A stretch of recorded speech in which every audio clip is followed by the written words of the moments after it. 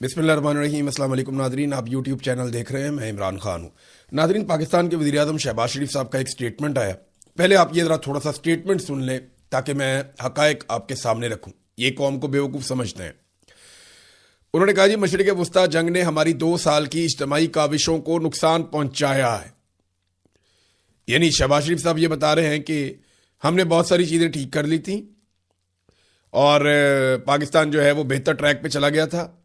हमारी जो 2 साल की कोशिशें थी मुश्तरका, जब वो मुश्तरका कहते हैं तो वो फील्ड मार्शल को अपने साथ शामिल करते हैं कि हमने जो कुछ भी किया उसको नुकसान पहुंचा। तो रिकॉर्ड जरा थोड़ा सीधा कर लें। एक तो ये है कि ऐसा बयान ना बांग्लादेश ने दिया, ना इंडिया ने दिया, ना श्रीलंका ने दिया, ना अफगानिस्तान ने दिया। खित्ते में किसी मुल्क ने यह नहीं कहा कि इस जंग ने हमें नुकसान पहुंचाया। हालांकि इन तमाम ममालिक ने अपने लोगों को जंग के दौरान रिलीफ दिया, यानी अपनी टैक्सेस को कम किया ताकि लोगों के ऊपर बोझ कम से कम पड़े, जबकि पाकिस्तान ने इसका उलट किया। ये जंग शुरू होने से पहले ये इस तरह बात कर रहे हैं जैसे पाकिस्तान में दूध और शहद की नहरें बह रही थी और उन्होंने हालात को बहुत बेहतर कर दिया था। कुछ चीजें रिकॉर्ड के ऊपर सीधी कर लेते हैं क्योंकि आने वाले दिनों में इन्होंने सारा कुछ जंग पे डाल देना है। जब ये जबरदस्ती रिजीम चेंज ऑपरेशन करके इक्तदार में आए थे तो ये हर चीज इमरान खान पे डाल रहे थे। हालांकि आदादो शुमार ये बता रहे थे कि इमरान खान के दौर में हालात बहुत बेहतर थे। आज इनके अपने साथी, चाहे वो मिफ्ता इस्माइल हैं, चाहे वो मोहम्मद जुबैर हैं, चाहे वो शाहिद खाकान अब्बासी हैं, वो गवाही देते हैं कि इमरान खान के दौर में हालात बहुत बेहतर थे। असल तबाही इन्होंने आने के बाद फेरी है। ये पहले इमरान खान पे डालते रहे, बाद में इनको 9 मई मिल गया। फिर इन्होंने अपनी हर परेशानी, अपनी हर बुराई, अपनी हर नाराजगी और नकम्मापन 9 मई के पीछे छुपाना शुरू कर दिया। ये जो बुरा करते थे, जो तबाही फेरते थे, 9 मई के पीछे जाकर छुप जाते थे। और अब इन्हें छुपने के लिए खित्ते के अंदर एक छोटी सी जंग मिल गई है।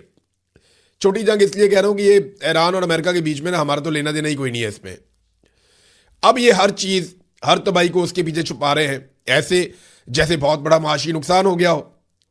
दुनिया में किसी भी मुल्क ने इस जंग से इतना मुनाफा नहीं कमाया जितना पाकिस्तान की हुकूमत ने कमाया। दुनिया भर के ममालिक ने अपने लोगों को सब्सिडीज दी हैं। दुनिया भर के ममालिक ने अपने टैक्सेस को कम किया है। दुनिया भर के ममालिक ने अपने कौमी खजाने में बोझ डाला और लोगों को रिलीफ दिया है। जबकि पाकिस्तान इस जंग के दौरान दुनिया का वो वाहिद मुल्क है जिसने लोगों की जेबें काटी हैं। सबसे ज्यादा पेट्रोलियम मसनूआत की कीमतें हमने बढ़ाई, सबसे ज्यादा टैक्सेस हमने लगाए, बिजली और गैस की कीमतें हमने बढ़ाई। तो पाकिस्तान ने जो कुछ इस जंग के नाम पे किया और इस जंग के बहाने जो कुछ पाकिस्तानी अवाम के साथ किया, उसकी मिसाल पूरी दुनिया में किसी मुल्क में नहीं मिलती। तो इन्होंने तो जंग से मुनाफा कमाया। ये कैसे कह सकते हैं कि जंग ने तबाही फेर दी मईशत की? तो ये एक नया इनको हथियार मिल गया है। एक तरफ इन्होंने जेबें भरी, अवाम की जेबें काटी, और दूसरी तरफ अवाम पे ही एहसान चढ़ा रहे हैं कि हम पता नहीं क्या करने वाले थे। जंग से पहले हालात क्या थे जरा ये देख लें आप। जो गुर्बत और बेरोजगारी है उसके रिकॉर्ड जंग शुरू होने से पहले टूट चुके थे। महंगाई अपने उरूज पर थी। मईशत जंग शुरू होने से पहले ही तबाह हो चुकी थी। पेट्रोल, गैस और बिजली की कीमतें कई गुना बढ़ चुकी थी जंग शुरू होने से पहले, और जंग शुरू होने के बाद तो इन्होंने बिल्कुल ही तबाही फेर दी। सरमायाकारी 50 साल की कम तरीन सतह पर जंग शुरू होने से पहले ही आ चुकी थी। तरक्याती प्रोग्राम और जितने भी बड़े बड़े मंसूबे हैं पाकिस्तान में, वो जंग शुरू होने से पहले ही इन्होंने बंद कर दिए हुए थे। एक्सपोर्ट्स लगातार गिर रही थी और मालियाती खसारा पाकिस्तान का बढ़ रहा था। ये जंग शुरू होने से पहले की मैं आपको बातें बता रहा हूं। तो जो इन्होंने पाकिस्तानियों के साथ किया वो ऐसा ये अब फील करवा रहे हैं जैसे ये 2 महीने पहले पाकिस्तान बिल्कुल ठीक था और ये जंग की वजह से पता नहीं कितनी तबाही हो गई। हालांकि जंग की वजह से इन्होंने पैसा इकट्ठा किया है, इन्होंने अवाम का खून निचोड़ा है जंग की वजह से, और जंग के बहाने इन्होंने लोगों की जेबों से वो माल निकलवाया है जो नॉर्मल हालात में ये निकलवाते तो लोग इनके गले पड़ जाते। इन्होंने जंग को भी अपने लिए कमाई का एक जरिया बनाया। अपोजिशन ने इसके ऊपर एक पोजीशन ली है। पहली मरतबा अपोजिशन जो है वो अपोजिशन वाला काम करने जा रही है। थोड़ा सा उन्हें अप्रिशिएट करना चाहिए। मोहम्मद जुबैर और बाकी अपोजिशन के लोग सब बैठे थे, तो इन्होंने कहा कि मौजूदा हुकूमत को 4 साल मुकम्मल हो गए और ये बहुत लंबा अरसा होता है। अली परवेज मलिक बार बार आते हैं और 70 साल की बात करते हैं कि जनाब फलानी नाकामी हो गई, फलानी नाकामी हो गई। ये अब नाकामियों का एतराफ़ करना शुरू हो गए हैं। इस हवाले से अपोजिशन एक वाइट पेपर जारी करने जा रही है जिसमें यह बताया जाएगा कि 10 शोबों में किस तरीके से तबाही आई पाकिस्तान में। इसमें एनर्जी का शोबा भी होगा, मईशत का होगा, रेमिटेंसेस का होगा, एक्सपोर्ट्स का होगा, जो जो शोबे हैं, किसानों का एक पूरा शोबा है ज़राअत का, वो है, उस पर बात करेंगे। इंडस्ट्री कैसे पाकिस्तान में तबाह हुई, इस पर बात करेंगे। फिर इस पे भी बात की जाएगी कि कैसे मल्टीनेशनल कंपनियां पाकिस्तान को छोड़ छोड़ कर चली गई। वो बैनुल अक़वामी कंपनियां जिस जिस मुल्क में होती हैं वहाँ पे क्रेडिबिलिटी बढ़ती है और लोग वहाँ पे सरमायाकारी करते हैं। लेकिन ये जो बैनुल अक़वामी कंपनियां हैं, ये सारी आपस में एक दूसरे के साथ इंटरलिंक्ड होती हैं, जुड़ी हुई होती हैं, इनके बड़े ताल्लुकात होते हैं और ये एक दूसरे को स्टडी करते रहते हैं। तो जब बड़ी बड़ी कंपनियां पाकिस्तान से भाग गई अपना सरमाया लेकर, तो बाकी कंपनियों को भी कान हो गया कि इस मुल्क के अंदर से सारे भाग रहे हैं, तो यहाँ पे सरमायाकारी नहीं करनी चाहिए। लिहाजा ये सारी चीज़ें, कुछ 10 चीज़ों के ऊपर कैसे 10 शोबों को मौजूदा हुक्मरानों ने तबाह बर्बाद कर दिया, इसके ऊपर एक वाइट पेपर अपोजिशन जारी करने जा रही है। अच्छी बात है, कम से कम ये काम तो करना चाहिए।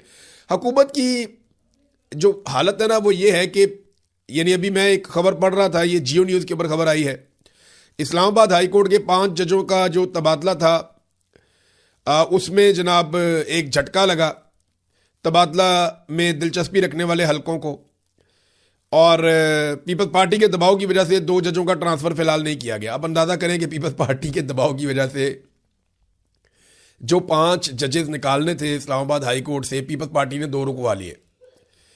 अब जजेस की ट्रांसफर पोस्टिंग भी ऐसे हो रही है जैसे एसएचओ की ट्रांसफर पोस्टिंग होती है।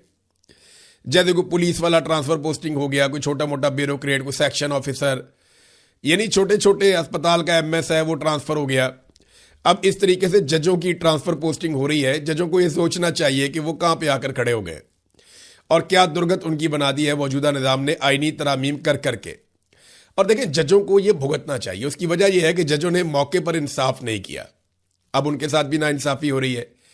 यही जजेस अगर खड़े हो जाते हैं इलेक्शन में नाइंसाफ़ियों के खिलाफ, यही जजेस अगर ट्रिब्यूनल्स में फैसले देते, यही जजेस अगर जाली फॉर्म 47 को रद्द कर देते, तो ये आईनी तरामीम हो ही नहीं सकती। और अगर ये आईनी तरामीम ना होती तो आज जजेस इज्जत के साथ अपनी अपनी जगहों पर बैठे हुए इंसाफ की कोशिश कर सकते थे। लेकिन क्योंकि जजेस जो हैं उनमें बहुत बड़ी तादाद कंप्रोमाइज़ हो गई और उसके बाद अब नज़ला उन्हीं पे गिर रहा है। जिस जज को जब दिल करेगा, जहां से दिल करेगा उठाएंगे और जहां दिल करेगा फेंक देंगे, और पॉलिटिकल पार्टियों के मरहूने मिन्नत होंगे। अब अंदाजा करें ना, जिन 2 जजेस की ट्रांसफर रुकवाई है पाकिस्तान पीपल्स पार्टी ने, क्या वो 2 जजेस पाकिस्तान पीपल्स पार्टी के खिलाफ कभी कोई फैसला दे पाएंगे? जियो की खबर है ना कि अगर जजेस की ट्रांसफर पोस्टिंग एक पॉलिटिकल पार्टी रुकवा रही है और दूसरी करवा रही है, तो इन पॉलिटिकल पार्टीज के खिलाफ क्या कभी कोई जज जा पाएगा? जजेस से जो है वो उनका इख्तियार छीन लिया गया है, उनकी आज़ादी छीन ली गई है। अब ये अदलिया कभी ऐसे आज़ाद नहीं रहेगी। आ जाए डोनाल्ड ट्रंप की तरफ, जो बैनुल अक़वामी मामलात हैं उनको थोड़ा सा रिपोर्ट करते हैं आपके सामने। डोनाल्ड ट्रंप ने जो उनका सोशल मीडिया है ट्रुथ, उसके ऊपर एक ट्वीट किया है, एक पोस्ट की है, और इसमें डोनाल्ड ट्रंप अपने हाथ में M4 गन, ये अमेरिकन की बड़ी खास गन है M4, ये 223 बोर की गन है और M4 इसे कहते हैं। ये जो शॉर्ट कॉम्बैट है या जो लड़ाई है क्लोज रेंज में लड़ी जाती है, उसके लिए ये एक बेहतरीन हथियारों में से एक हथियार है। ये पाकिस्तान में भी है ये गन, अब पूरी दुनिया के अंदर बड़ी मकबूल हो गई है। अफगान वॉर में इसको मकबूलियत मिली थी M4 को। तो ये जो बंदूक है ये डोनाल्ड ट्रंप ने अपने हाथ में पकड़ी हुई है और कोट पैंट पहन के खड़े हैं एक वॉर जोन में, और पीछे जगह जगह आग लगी हुई है, जगह जगह जो है वो बंकर्स हैं, फौजी बंकर्स इस किस्म की जगह, और वो तबाह हो रही हैं, धमाके हो रहे हैं। तो डोनाल्ड ट्रंप ने अपनी एक फोटो जारी कर दी, नो मोर मिस्टर नाइस गाय, यानी मैं अब अच्छा आदमी ज्यादा देर तक नहीं रहूंगा, ये डोनाल्ड ट्रंप ने कहा। Iran can't get their act together, they don't know how to sign a nuclear deal, they better get smart soon, president Donald J Trump.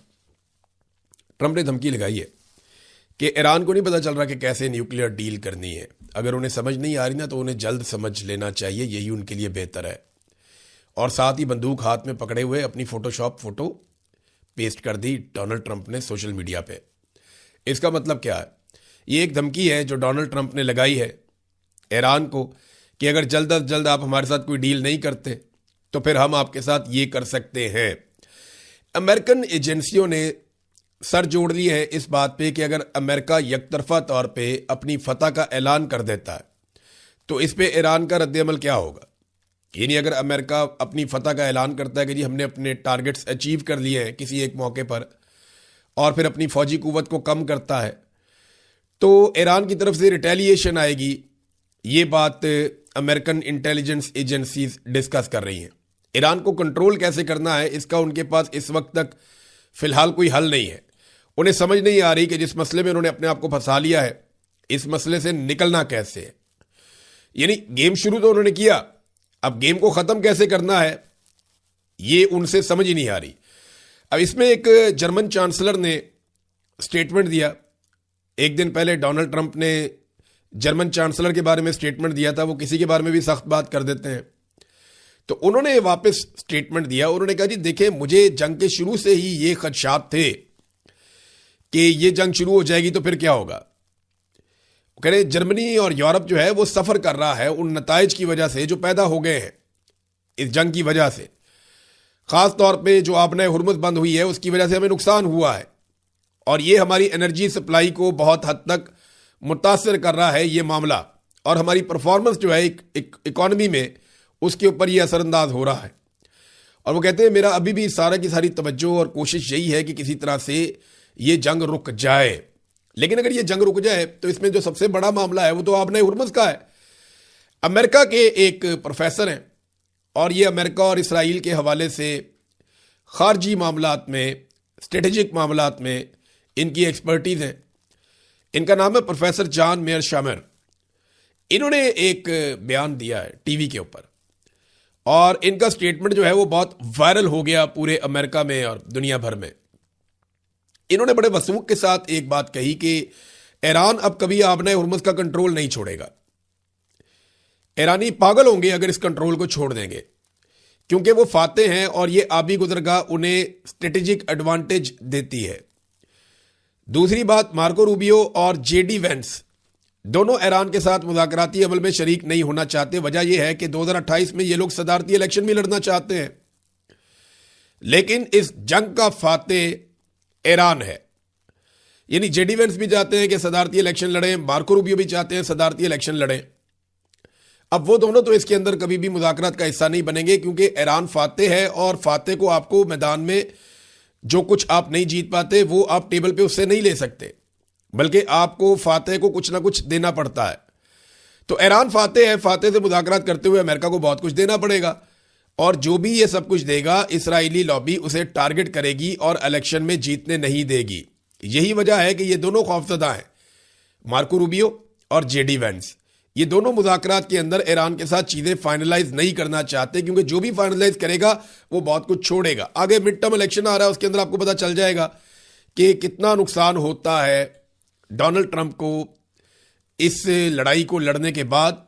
और एक जो उनका मामला चल रहा है एप्स्टीन फाइल्स का, वो भी कितना इंपैक्ट डालता है ये आप आने वाले दिनों में देख लीजिएगा। नाज़रीन, डोनाल्ड ट्रंप आपको पता है ढीले मुंह के साथ कुछ भी कह देते हैं। तो डोनाल्ड ट्रंप ने बरतानवी बादशाह आए हुए हैं अमेरिका में, हालांकि बरतानिया के कुछ पार्लियामेंटेरियंस ने यह कहा था कि इनका दौरा रोका जाए वरना डोनाल्ड ट्रंप बड़ी अजीब सी सिचुएशन क्रिएट कर देगा। तो ईरान के पास न्यूक्लियर हथियार नहीं होने चाहिए, ये बादशाह चार्ल्स भी ये समझते हैं। डोनाल्ड ट्रंप ने ये बात भी कही, लेकिन डोनाल्ड ट्रंप ने एक बड़ी अजीब बात की। डोनाल्ड ट्रंप ने कहा कि अगर अमेरिका ना होता तो यूरोपीय ममालिक जर्मन बोल रहे होते। यानी हमने यूरोपीय ममालिक की बड़ी मदद की है, अगर अमेरिका ना होता तो आज यूरोपीय ममालिक जर्मनी की जबान बोल रहे होते या जर्मन बोल रहे होते, वहां डच बोली जाती है। तो ये डोनाल्ड ट्रंप ने दावा किया कि जनाब हम ना होते तो आपकी वो हालत करते जर्मन उस दौर में कि आप सारे आज जर्मन बोल रहे होते। तो इसमें फिर शहजादा चार्ल्स, अब तो वो बादशाह हैं, तो बादशाह चार्ल्स जो है उन्होंने जो इसका जवाब दिया वो बड़ा कमाल जवाब है। बोलती बंद कर दी उन्होंने डोनाल्ड ट्रंप की। उन्होंने कहा जी मैं ये कहने की जिसारत कर सकता हूं कि अगर हम ना होते तो आप आज फ्रांसीसी बोल रहे होते, क्योंकि फ्रेंच भी इन पे चढ़े हुए थे और उस वक्त जो है वो बरतानिया उनके लिए एक ऑक्सीजन बन रहा था। तारीख है बड़ी जालिम है और इनको बादशाहों को ख़ास तौर पे तारीख का बहुत पता होता है। इनके पास वो तारीख भी होती है जो नॉर्मली आपको किताबों में नहीं पढ़ाई जाती। तो शहजादा चार्ल्स के जवाब पे वहाँ बड़े कहकहे लगे कि जनाब अगर हम जर्मन बोल रहे होते आप हमारी मदद ना करते, तो अगर हम आपकी मदद ना करते तो आज आप फ्रांसीसी बोल रहे होते, आपकी ये हालत होती। अच्छा, डोनाल्ड ट्रंप ने यह भी कहा कि मेरी वालदा को बहुत पसंद था, बहुत प्यारा लगता था शहजादा चार्ल्स, और वो कहती थी देखो कितना अच्छा है, वो मेरी वालदा का क्रश था। वह अमेरिकन सोसाइटी में ये चीज़ें बुरी नहीं मनाई जाती, लोग बड़ा इंजॉय करते हैं इन बातों को। हमारे यहाँ थोड़ा सा लोग इसको अलग तरह देखते हैं, वहाँ पे और तरह देखते हैं। सोसाइटीज़ का अपना अपना फ़र्क होता है। बरतानवी सफ़ीर की इस मौके पर, जब बरतानिया के बादशाह मौजूद हैं अमेरिका में, तो बरतानवी सफ़ीर की एक ऑडियो लीक हो गई। ये बड़ी इंटरेस्टिंग ऑडियो है। उसमें ये कहते हैं कि अमेरिका का खसूसी ताल्लुक बरतानिया के साथ नहीं है। हाँ, ये ज़रूर है कि हमारे अमेरिका के साथ ताल्लुक आता है, लेकिन ख़ास ताल्लुक हमारा बरतानिया और अमेरिका का नहीं है। अमेरिका का ख़ास ताल्लुक सिर्फ इसराइल के साथ है, ये बरतानवी सफ़ीर ने कहा है। बरतानवी अखबार फाइनेंशियल टाइम्स की रिपोर्ट के मुताबिक लीक होने वाली ऑडियो में बरतानवी सफ़ीर ने कहा कि अमेरिका और बरतानिया के, और ये अमेरिका में बरतानवी सफ़ीर है, अमेरिका में जो बरतानवी सफ़ीर है सर क्रिश्चियन टर्नर, इन्होंने ये स्टेटमेंट दिया और टेलीफोन के ऊपर इनकी ऑडियो कॉल लीक हो गई। और इस मौके पर लीक हुई जब बादशाह मौजूद है अमेरिका में। यहां भी एक बड़ी पॉलिटिक्स होती है, ऐसे मौके पर ये वाली कॉल लीक हो जाना ये इतना सादी बात नहीं है, और लीक होके फौरी तौर पे ये चीज़ की तशहीर भी होगी। हालांकि जो ब्रिटिश गवर्नमेंट है उन्होंने ये कहा, दफ्तर खारजा ने, कि ये सफ़ीर की ज़ाती राय और ख्यालात है, हुकूमत का ऐसे कोई ताल्लुक नहीं है। तो सफ़ीर ने जो कहा, जो ऑडियो लीक हुई, उसमें कहा कि अमेरिका और बरतानिया के दरमियान करीबी ताल्लुक ज़रूर है, लेकिन ख़ास तौर पर दिफा और मईशत के शोबों में ताहम आलमी हालात तेज़ी से बदल रहे हैं। आज अमेरिका का जो ख़ास दोस्त है या ख़ास ताल्लुक है वो इसराइल के साथ है। यूरोप अब मुकम्मल तौर पर अमेरिका के सिक्योरिटी निज़ाम पर इन्हिसार नहीं कर सकता। इस वक्त अमेरिका का ख़ास ताल्लुक एक ही मुल्क के साथ है और वो मुल्क इसराइल है। तो उन्होंने ये कहा कि मगरबी ममालिक को अपनी ज़रा थोड़ी सी असर नो जायज़ा लेना पड़ेगा, सिक्योरिटी मामलात और दीगर मामलात में अमेरिका पे पहले की तरह इन्हिसार नहीं कर सकते। इस मौके पर इस किस्म की कॉल लीक हो जाना इतना सादा नहीं है। नाज़रीन, शुमाली कोरिया से एक खबर आई है और ये अमेरिकन इसके ऊपर तबसरा भी कर रहे हैं और हैरत का इजहार भी कर रहे हैं, परेशानी का इजहार भी कर रहे हैं कि शुमाली कोरिया बहुत तेज़ी से अपने हथियारों को उस लेवल तक लेकर जा रहा है कि अमेरिका के लिए आइंदा उन्हें रोकना मुमकिन नहीं रहेगा। यानी अमेरिका के लिए एक बहुत बड़ा ख़तरा बनता जा रहा है। अमेरिका का जो सिस्टम है और जिस तरह वो इंटरसेप्ट करता है मिज़ाइलों को, उसमें मिज़ाइल बनाने की रफ्तार कम है और जो मिज़ाइल वो बनाते हैं वो बहुत महंगे हैं और एक हद से ज़्यादा वो तैनात भी नहीं किए जा सकते। तो नॉर्थ कोरिया जो है वो सालाना 12 से 15 वॉरहेड्स बना रहा है, जो बहुत बड़ी तादाद है। एक वॉरहेड को या एक बड़े मिसाइल को, जो बैलिस्टिक मिसाइल आता है, उसको रोकने के लिए 2-2, 3-3 इंटरसेप्टर्स भी बाज़ औक़ात लगते हैं। तो शुमाली कोरिया इस तादाद को इतनी तेज़ी से बढ़ा रहा है कि अमेरिका के लिए फ्यूचर में इन्हें रोकना मुमकिन शायद नहीं होगा। अच्छा, उसमें ये बताते हैं कि नई टेक्नोलॉजी आ रही है शुमाली कोरिया के पास, जिसमें वो सॉलिड फ्यूल मिसाइल्स बना रहा है और इसके अलावा बहुत सारे डिकॉय मिसाइल्स बना रहा है। यानी ऐसे मिसाइल जिनके अंदर कोई बारूद नहीं होता, वो बहुत सस्ते बनते हैं और बड़ी तादाद में वो भी लॉन्च कर दिए जाते हैं। तो जब ये सिस्टम में दाखिल होते हैं तो वो सिस्टम बौखला जाता है। ये काम ईरान ने भी किया था। तो कोरिया बहुत बड़े पैमाने पर यह काम कर रहा है। ब्लूमबर्ग ने ये रिपोर्ट दी है कि अब शुमाली कोरिया वो ताकत हासिल कर रहा है कि अमेरिका मुस्तकबिल में शुमाली कोरिया को नहीं रोक पाएगा और शुमाली कोरिया के मिसाइल वो हैं जो दुनिया के किसी भी कोने तक पहुंच सकते हैं। आखिर में नाज़रीन, एक खबर छपी है और ये भी एक अमेरिकी जरीदा है, द अटलांटिक। उसके अंदर ये दावा किया गया है कि डोनाल्ड ट्रंप से ईरान जंग की हकीकत छुपाई जा रही है। यानी पूरी तरह से डोनाल्ड ट्रंप को नहीं मालूम कि ईरान जंग के असरात क्या हैं और मामला कहाँ पहुँच गया। देखिए, अमेरिकन एस्टेब्लिशमेंट भी तो है, वो जब चाहते हैं किसी लड़ाई में किसी को उतारना वो उतारते हैं, वो जब चाहते हैं लड़ाई को ख़त्म करना वो लड़ाई को ख़त्म करते हैं और वो अमेरिकन सदूर को इस्तेमाल भी करते हैं बाद औक़ात गलत इन्फॉर्मेशन देकर। इस पे बार बार जेडी वेंस ने और दीगर लोगों ने पूछा भी कि क्या जो इन्फॉर्मेशन हमें पेंटागन से मिल रही है वो ठीक है या गलत है। तो ये द अटलांटिक का जो दावा है वो दावा कुछ हद तक ठीक है, क्योंकि देखिए इसका जो सियासी खुमियाजा भुगतना पड़ेगा वो पेंटागन को नहीं भुगतना पड़ेगा, वो भुगतना पड़ेगा पॉलिटिकल लीडर डोनाल्ड ट्रंप को या उनकी पॉलिटिकल पार्टी को, तो सारा बोझ तो उन पे आ जाएगा। तो अब ये इस बात का खदशा जाहिर किया जा रहा है कि शायद उनसे मालूमात छुपाई जा रही हैं। अब तक के लिए इतने, अपना ख्याल रखिएगा, अपने इस चैनल का भी। अल्लाह।